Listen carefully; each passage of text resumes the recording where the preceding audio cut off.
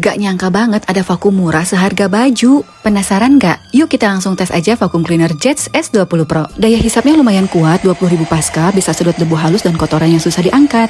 Alat ini juga bisa buat ngepel lantai, tinggal isi tangki air, tempelin padnya, terus pasang sampai bunyi klik kayak gini. Tapi alat ini beda sama wet and dry vacuum ya, dia tuh nggak bisa sedot cairan, jadi cuma bisa ngepel lantai aja. Yang aku suka motor DC-nya tuh nggak berisik, jadi nggak terganggu suara bising pas lagi vakum. Panjang kabel 4 meter sehingga pemakaiannya lebih leluasa tanpa khawatir kehabisan baterai. Udah dapat nozzle pipi untuk memudahkan sedot debu di sela-sela yang sulit dijangkau kayak gini. HEPA filter bisa menangkap 99,97% dan sistem filtrasi multitahap dengan filter HEPA 0,25 mikron. Gak usah khawatir, vacuum cleaner Jets S20 Pro juga bergaransi 1 tahun. Dengan harga 300.000, kalian harus banget punya alat ini di rumah.